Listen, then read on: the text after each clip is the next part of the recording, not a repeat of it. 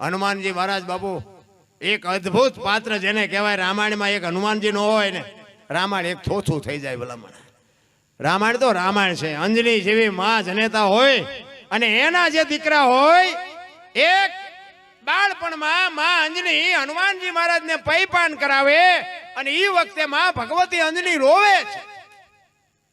અને હનુમાનજી વિચાર કરે કે દીકરો જન્મ્યા પછી માને ગમે એટલા દુઃખ હોય તો ભૂલી જાય. હું આવ્યા પછી મારી માં રોવે, હું કેવો અભાગ્યો કહેવાય. અંજની માં કહે છે, બેટા તું અભાગ્યો નથી પણ અભાગણી હું છું. મને એવા ઋષિના હરાપ છે કે તને દીકરો થાશે નહીં, અને થાશે ને તો હવા પોર દી ચડશે ને તારો દીકરો ગુજરી જાય. એ હવા પોર દી ચડશે અને તારો દીકરો ગુજરી જાય એમ કીધું ને તેથી હુંકાર કરી અને બાપુ હુરજ નારાયણને પકડી લીધા. હુરજ નારાયણને ઉગવા નો દીધા. સમય વ્યો ગયો, દેવો ને દાનવો બધે હાહાકાર થઈ ગયો. અને વાતે હાજી ને એક દી નો ઉગે હવે ડબલા જડે.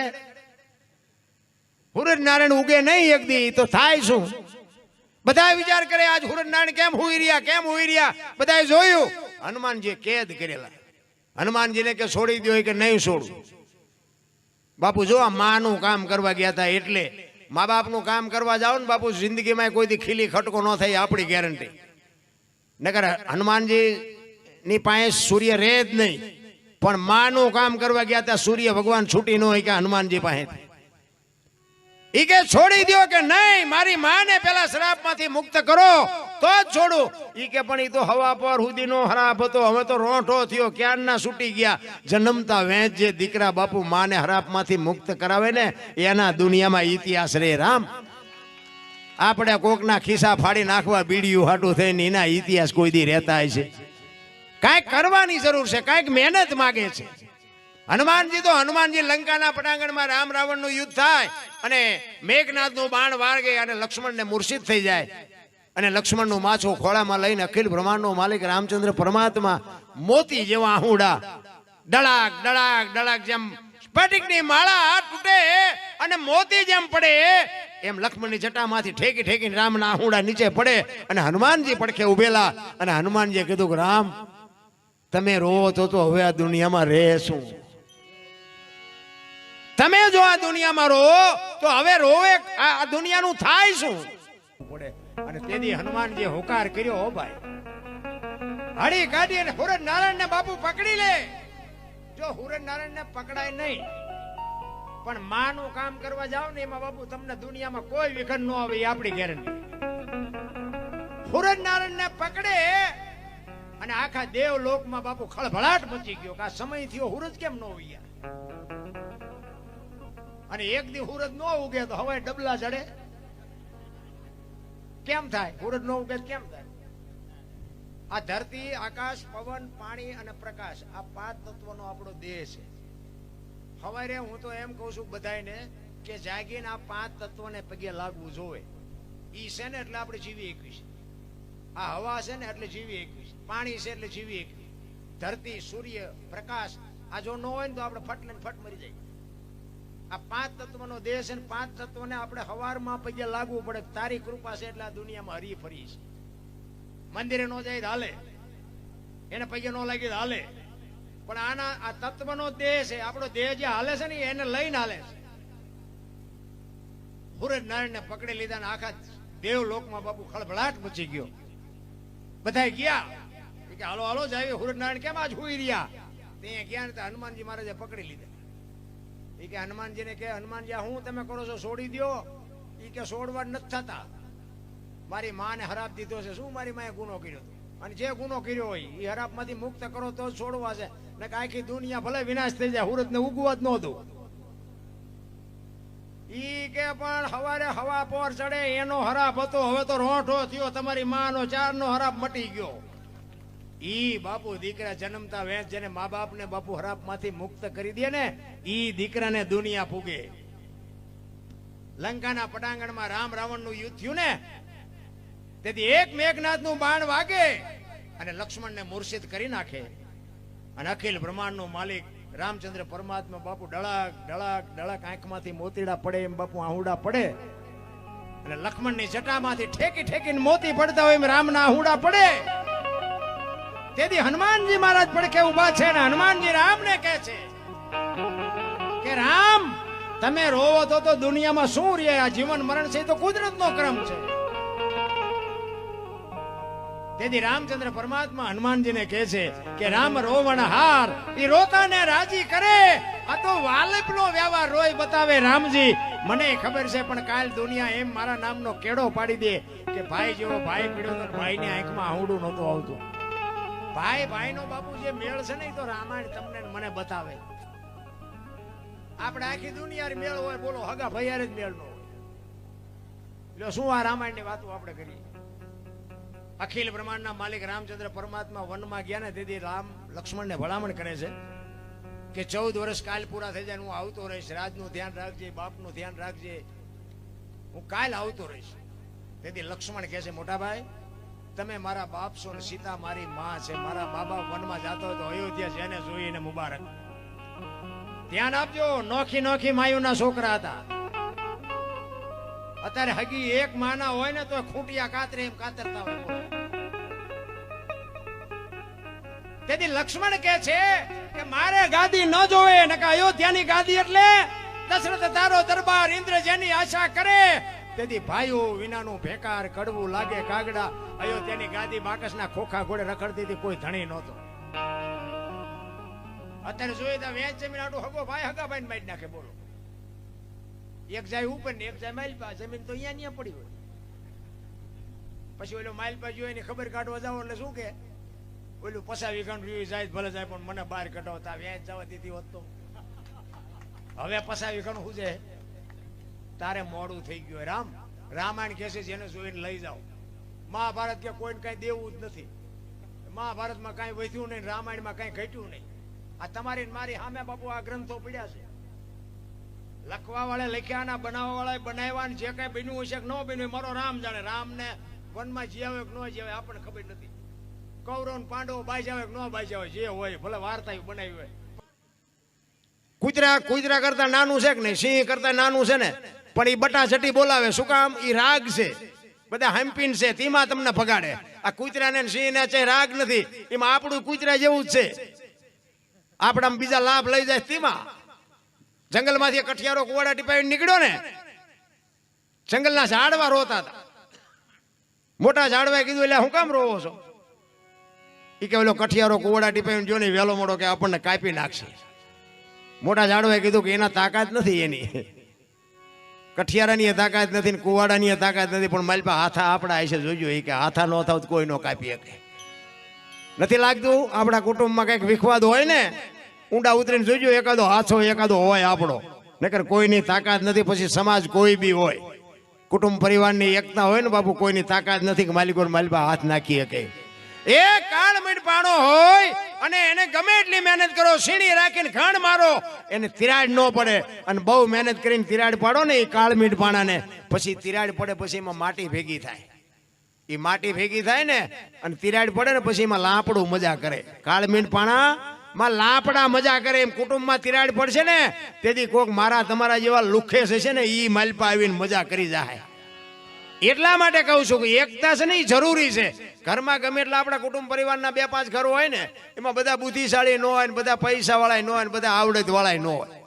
3 દીકરા હોય એમાં 2 કામ કરતા હોય ને એકાદો ઉડાડતો હોય તો એટલે આ ઉડાડવા જ આવ્યો છે. હવે આની યાર બસાય નહીં, આને ઉડાડવા દેવું પડે. તમે ડખા કરો મેળ ન પડે. કહેવાનો મારો મિનિંગ જે છે ને નિભાવી લેવાની વાત છે. અને નિભાવી લો ને એમાં જીવવાની મજા આવશે. અને જેટલું ભગવાને આપ્યું છે એમાં સંતોષ માનો.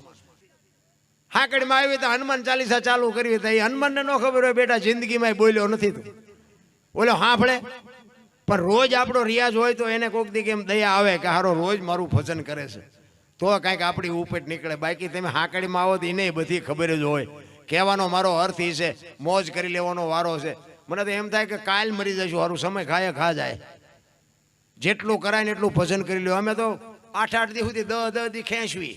મેં કીધું ખેંચાય ત્યાં સુધી ખેંચી લો. ઘરે હમણાં ગાડીમાં જઈશું ને તો કૂતરું ગોટો વળી જોઈએ એમ વળી જઈશું. પછી હા જે ભાઈ પેટી આવી જાય ત્યાં પાછું મેળ પડી જાય. એટલે આમ નામ હાલે છે, હાલે ગમે એટલાથી મારો રામ જાણે. પણ તમે સાચું નહીં માનો. રામાપીરની સાક્ષીએ કહું છું 7 જણાને આપ્યા છે ને હાથે હાથે બૂસ માર્યા. અને તમને વિશ્વ આ નામ ન લેવાય મારે આ લાઈવ હાલે છે. તમે મને સવારે ભેગા થાવ ને હું તમને નામ સરનામું ફોન નંબર ને ગામ ને બધું આપું. તમારે અહીંયા જઈને જાવ પૂછવું હોય પૂછજો. હાથે હાથ હું એ સલામ સાધુને સલામ કરું છું. વાહ બાપુ મારા પૈસા આવવા હોય તો આવે, પણ મને એમ થાય કે હજી આવા સાધુ જીવે છે દુનિયામાં, ત્યાં સુધી કોઈ દી દુકાળ ન પડે. રામ ભલે મારા પૈસાની મને ચિંતા નથી, પણ બાપુ જો આવી એક સંતની બાપુ ટકોર લાગી જાય ને જો જીવનમાં ઉતરી જાય ને, જિંદગીનો બેડો પાર થઈ જાય. નકર બાપુ હાથે હાથ બાપુ મેં આમ ટપોરા કરી કરીને આપ્યા હતા હો, હાથે હાથ. અને પાછા મોડો જવાબ નથી આપતા. જયારે અરે બાપુ 2 દી રહ્યો લઈ ગયા 15 દી ના વાયદે, અને હજી મને 2 દી કરે છે. 2-3 ના 11 વર્ષ થયા. હવે એમના 2 દી કઈ હારે ઉગવાના નથી, મારા પૈસા આવવાના નથી. 2 દી હારે ઉગે નહીં કે 2 દી નું જ કીધું તું. એટલે આ દુનિયાને બાપુ ભૂગાય એવું નથી. પણ કહેવાનો મતલબ કે જો તમને એવું લાગે કે નહીં આવે એવા ભાવથી દો ને તો કદાચ મારો નાથ ઓલાને સદબુદ્ધિ આપે ને આવી જાય. બાકી આવશે જેવું બહુ વિચારવું નહીં, અને કાં દેવા નહીં, ડખા ઉભા થાય. પછી 5000 આપ્યા હોય ને પછી ઝઘડો કરીને કાં દવાખાને જાય ને કાં પોલીસ ખાતામાં જાય ને પછી 50,000 માં હું એના કરતા 5 નું મીંડું વાળી દેવું સારું. એટલે સબરી બાપુ છેલ્લે કહે છે કે વેપારી આવું પેલા ધિરાણ કરતા હતી બાપુ, એનો દાખલો આપે છે. અમે તારા થઈ એ આડતિયાને શેઠ તું છો સાવકાર,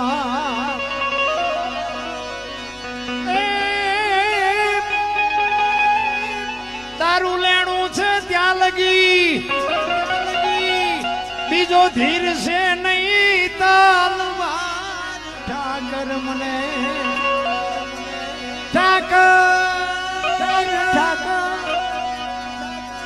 ઠાકર મને મેલ માઠેલી, તું છો એક વેલી. આટલી વાત સાંભળીને બાપુ લક્ષ્મણે હળી કાઢ્યો. રામચંદ્ર પરમાત્મા પાસે જઈને કહે છે કે હે બાપા મારા બાપ ધોડો ધોડો ધોડો નકર ડોશીનો જીવ વિયો જાય.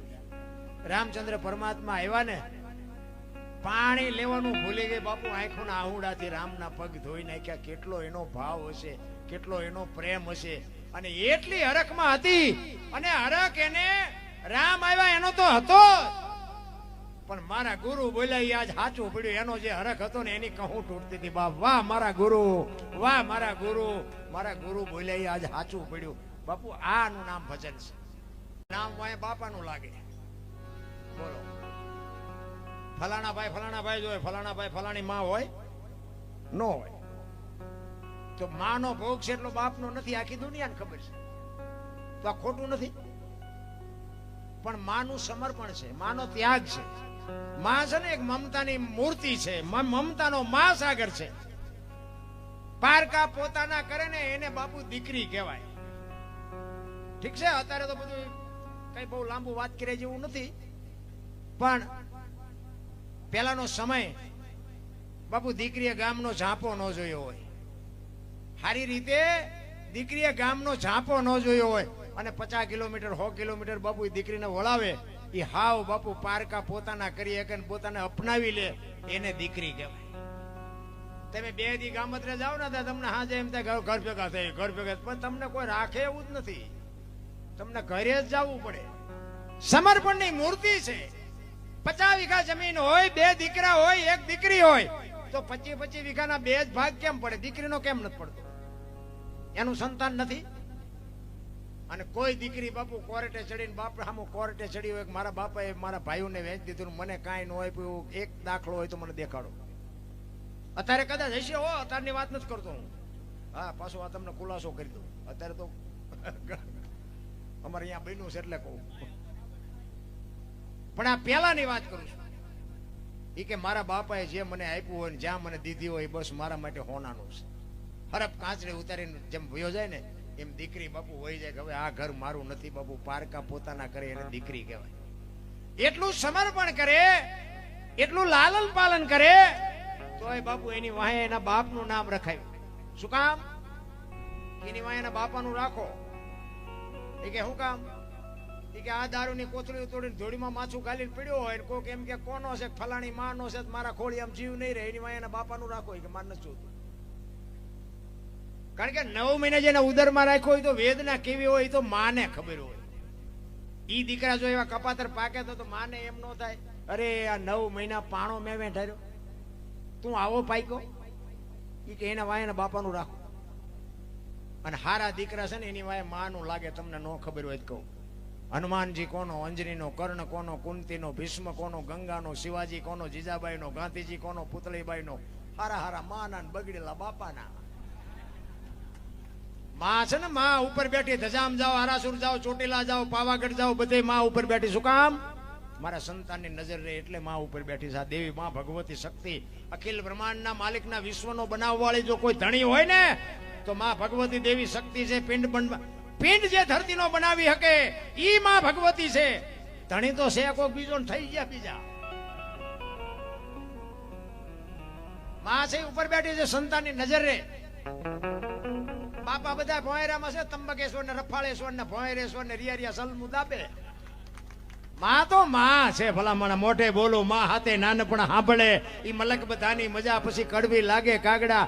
હનુમાનજી મહારાજ નો જયારે જન્મ થાય અને હનુમાનજી માને ઈ માં જીજા અંજની માં ખોળામાં જયારે પૈપાન કરાવવા માટે લીધો ને, અને માં અંજની ની આંખમાંથી આહુડા મીડ્યા પડવા, અને હનુમાનજીને એમ થયું કે દીકરો થયા પછી માના તમામ દુઃખ હોય તો ભાંગીને ભૂકો થઈ ગયા, અને હું કેટલો અભાગ્યો, હું આવ્યો ને મારી માને રોવું પડે.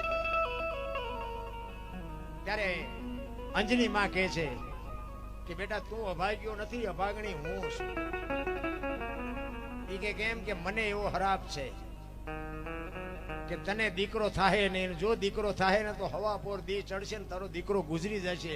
એટલે હું વિચાર ઈ કરું છું કે હમણાં સૂરજ નારાયણ ઉગશે ને, હવા પોર થાય ને ત્યાં તું વયો જઈશ, એટલા માટે મારે રોવું. પણ બનાવી છે કેવી? કૃષ્ણ પરમાત્મા દુર્યોધન પાસે 3 વાર ગયો. કૃષ્ણ પરમાત્મા 3 વાર દુર્યોધન પાસે ગયા.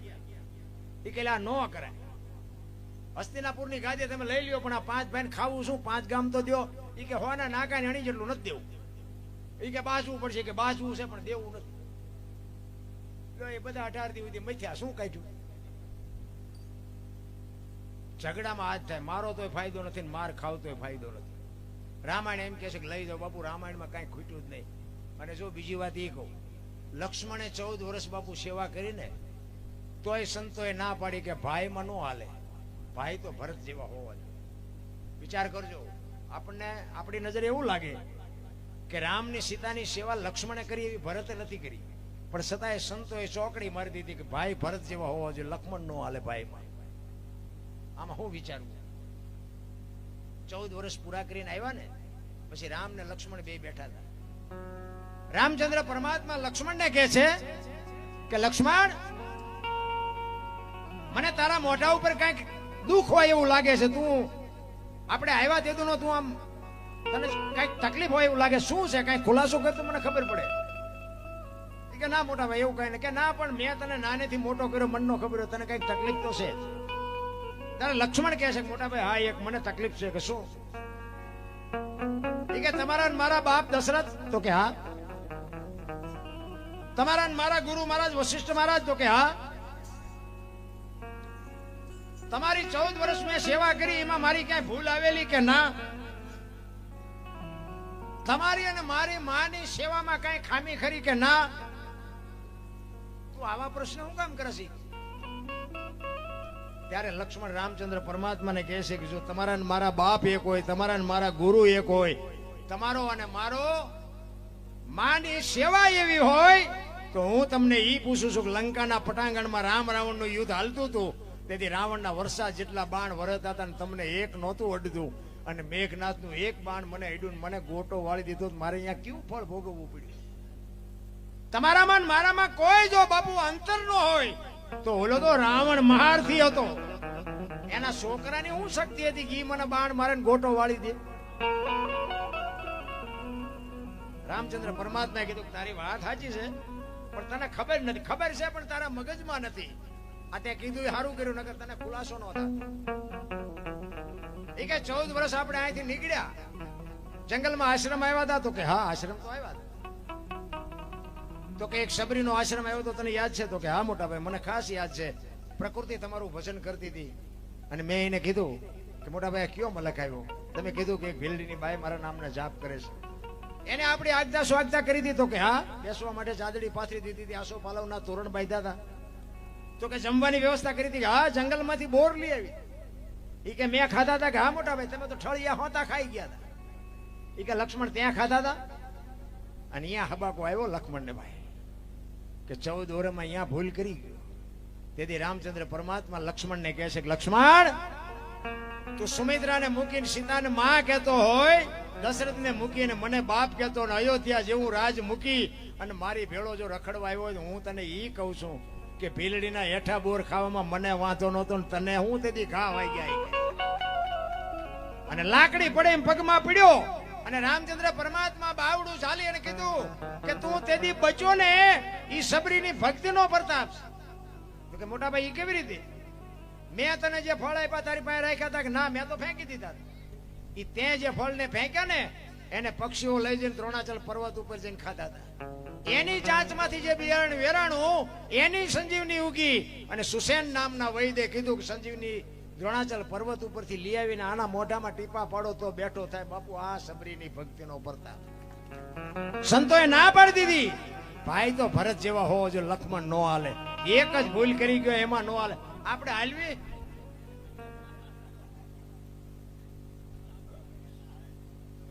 એ તો ભાઈ કહેવાનું અમારા ભાઈ છે, બાકી બધું જેમ છે.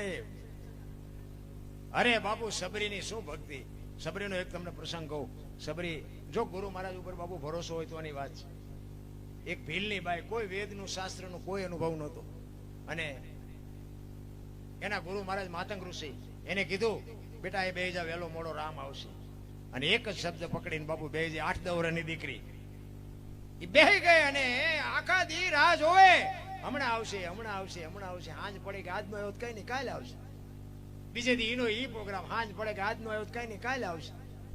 ચાંદીના પતરા જેવા વાળ થઈ ગયા હો. 70-80 વર્ષની ઉંમર થઈ અને નેજવા કરે છે. અરે મારા બાપ કેટલી મારી આખી જિંદગી વહી ગઈ. રોજે રોજ રામની રાહ જોઉં છું. હજી નો આવ્યો હજી નો આવ્યો.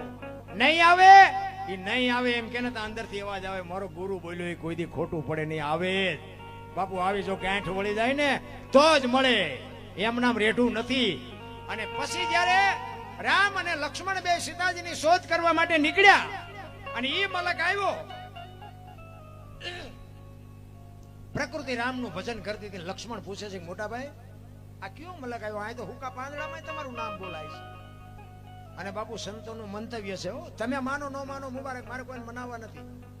પણ સંતો એવું કહે છે એક જગ્યાએ બેહી અને 3.5 કરોડ નામના જાપ થાય ને, કોઈ પણ નામ રામ કૃષ્ણ રામાબીર શિવ કે ઓમ કે જે લેતા હોય, એક જગ્યાએ બેહી 3.5 કરોડ નામના જાપ થાય એટલે ધરતીમાંથી અવાજ આવવા માંડે, દિવાલમાંથી અવાજ આવવા માંડે, હવામાંથી અવાજ આવવા માંડે. એક જગ્યાએ જો 3.5 કરોડ એક જ હારે નહીં પણ તમે જે જગ્યાએ બેહતા હોય એ જગ્યાએ બેહીને તમે 5-25 જેટલા લેવાય એટલા લીધા કરો. અને જેથી 3.5 કરોડ નામના જાપ થાય અને જો એ અવાજ તમને હામાં ન મળે તો આપણે ભજન ગાવાનું બંધ કરી દઈએ. આ સંતોનું મંતવ્ય છે. ભજન બાપુ છે ને કોઈએ ભાળ્યું જ નથી, ભગવાન કોઈએ ભાળ્યો જ નથી. પણ આમ જેના કામ થઈ ગયા છે ને એમ ભગવાન છે. એ સબરીએ બાપુ 70-80 વર્ષ સુધી રામનું ભજન કર્યું છે. નામ કેટલા થયા છે? લક્ષ્મણ પૂછે છે મોટા ભાઈ કયો મલક આવ્યો? અને ત્યારે કહે છે જો સામે ઝૂંપડી રહી ને એમાં એક ભીલની બાઈ મારા નામના જાપ કરે છે. એ કે જાતો જોતો અને ત્યાં જઈને બાપુ લક્ષ્મણ જોવા ગયો અને શેષ તમે કયો ઈ કરી પણ આમ રોઈ આપતે. તેથી રામચંદ્ર પરમાત્મા કહે છે કે જો રોવું નહીં તો દુનિયા મારા નામનો કેળો પાડી દે. રામ રોવણ હાર ઈ રોતાને રાજી કરે.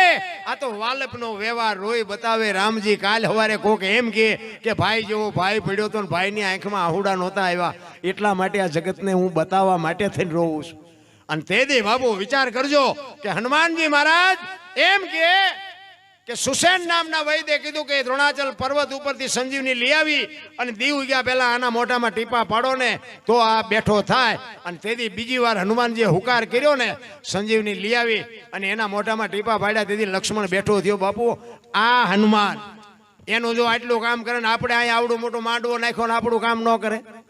હું તો એક જ વાત કરું કે સવારમાં એક હનુમાન ચાલીસાનો પાઠ કરજો. પાઠ બાપુ જિંદગીમાં કોઈ દી તાવ નહીં આવે.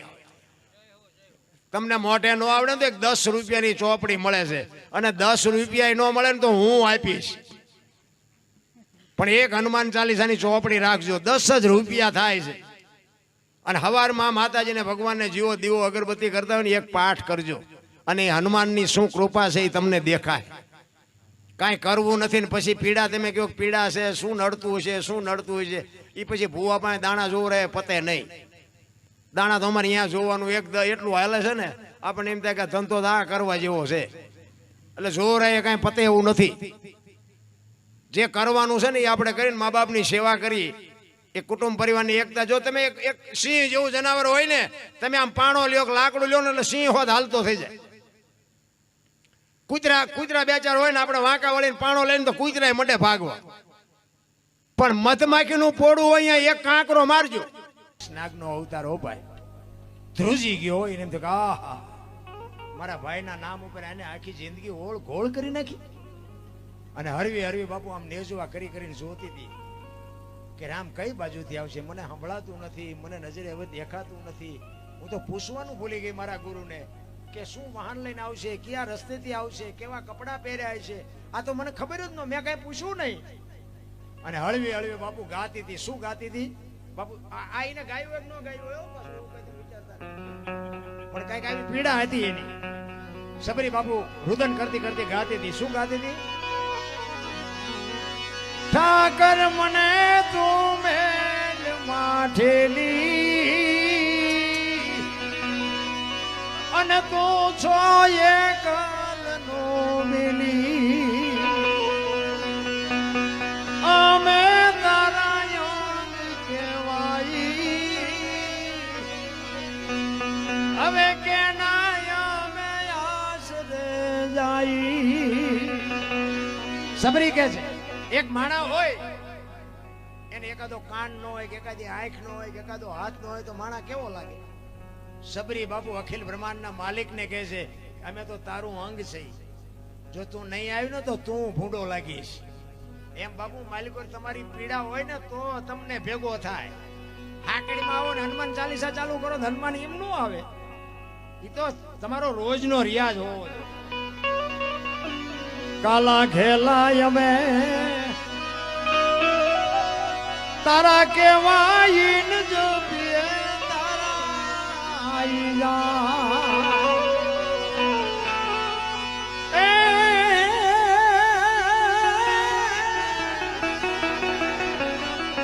તારી હારે મારે જૂનો નાતો. સબરી કે છે આપણે બધાને છે પણ આપણે ભૂલી ગયા. ના તો આપણે કોના નથી અને નો હોય ત્યાં બેઠા હોય. અહીંયા શું મારા લગ્ન છે, રામાપીર બાપુ એક ઈશ્વર છે, આપણે ભગવાન માની છે, એની ના તો છે ત્યાં આપણે બેઠા છે ને. તો 24 કલાકમાં કેમ આપણને 1 કલાકે નથી યાદ આવતું?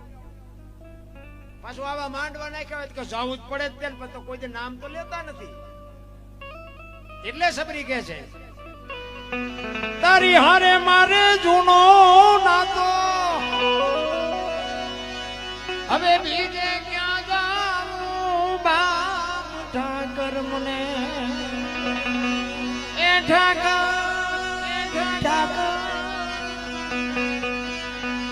ઠાકર મને મેલ માઠેલી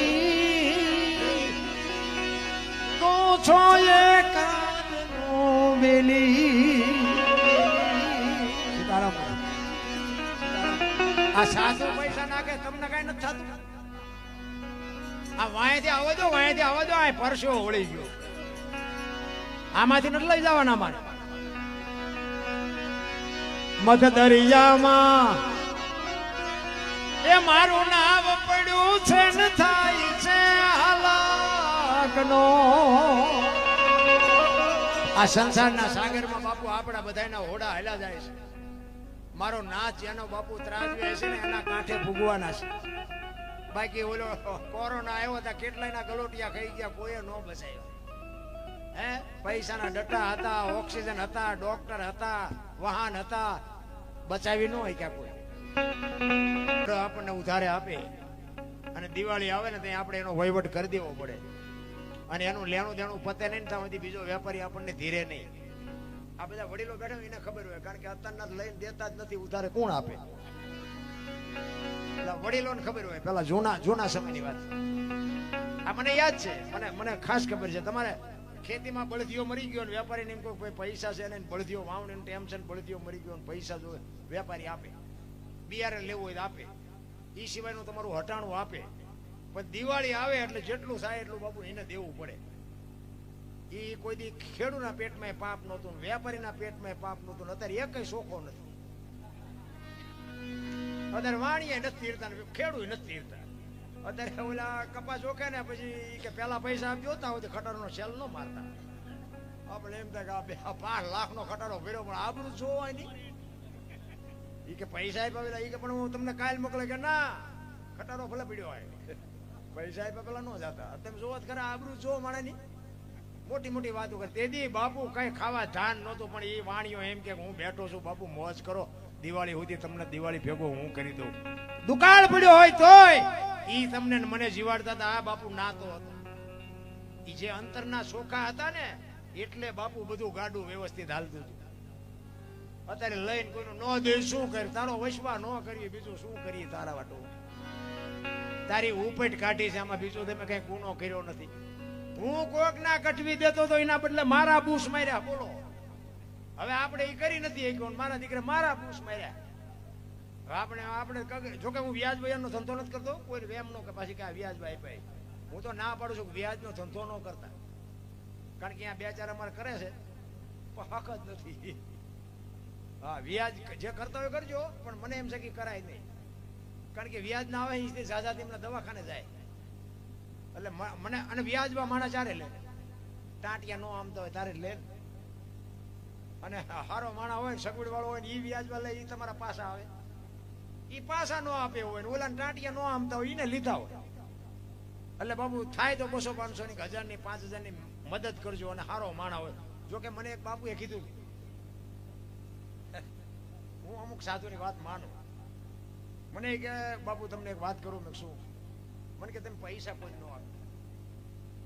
પણ મેં કીધું બાપુ હવે એવું કઈ, મને કે એ તમારી મરજી, પણ હું તમને ના પાડું પૈસા નો આપતા, અને આપશો ને તો પાછા નહીં આવે.